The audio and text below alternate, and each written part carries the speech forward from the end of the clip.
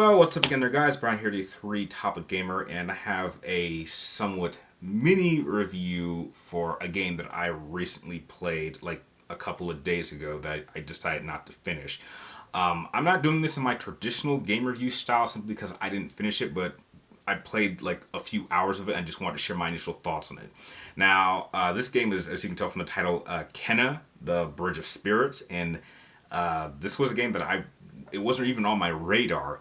But a friend of mine said that she actually liked it, and since I didn't have any more new games to play for the rest of the year, I thought I would give it a try, just give my initial thoughts.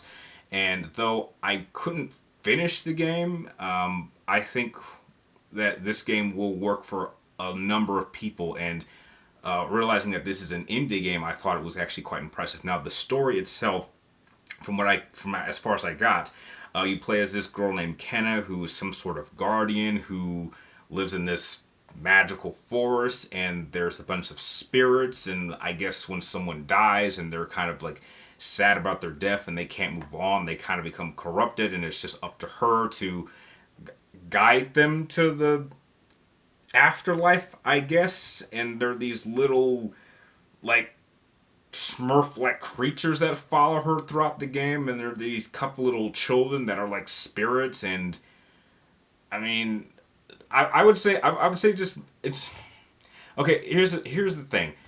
I don't think this is a bad game. I think that visually, mechanic wise, just everything when it comes to game design, this is a beautiful game. It's a fun game to play. I think just my biggest issue is that it was just telling the type of story that I just wasn't interested in, but not in a bad way. I mean, that was like the key reason why I ended up just like stopping. It was like I got to a section where I didn't know where to go.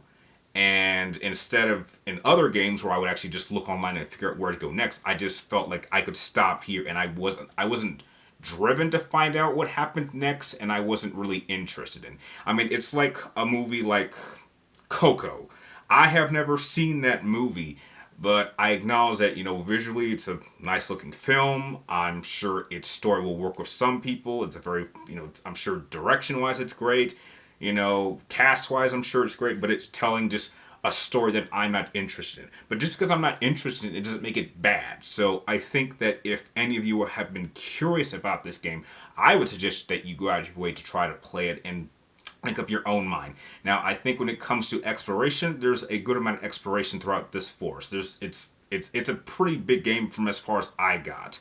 A lot of platforming, a lot of climbing, a lot of exploring. There's a lot of hidden spots that you could find, so I thought that was nice. When it comes to combat, it's very, very simple. As far as I got, it operates by using light and heavy attacks, using a sense of combos. So it feels a little bit like God of War. Enemy variety is pretty expansive as far as I got. There are definitely some enemies that are like much more bigger.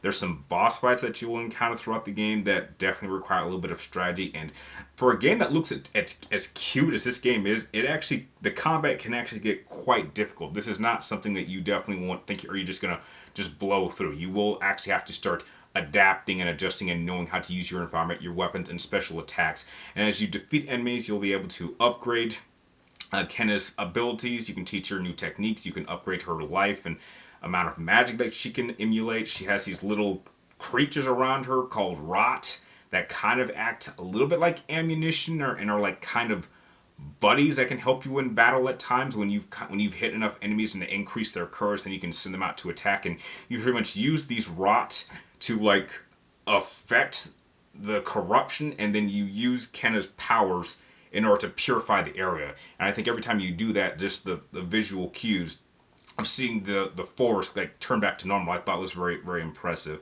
And I think just visually, this game looks absolutely stunning. It's beautiful. I would even say the cinematics almost look like this could have been a film. I mean, you could watch just the cutscenes alone, and this looks like it could have been a high quality, just animated film that could easily have been in theaters. What's another thing? I thought the performances from the few characters that I got to meet were alright. So yeah, I think that overall this is a game that will absolutely work with some people, but just the story was just not something that I was interested in, which is why I didn't finish it. But I hope some of you guys have had a chance to play this, and if you did happen to play it and beat it, I would love to hear your guys' thoughts. So I'm not going to give it like a score or rating just because I didn't beat it, but I I think that I would certainly recommend this to anyone who's just curious about it, because that was the driving motivation for me. I was just curious about the game, and even though its story wasn't something I was interested in, I know this will certainly work for some of you guys out there. So those are just my quick mini thoughts on Kenya Bridge of Spirits.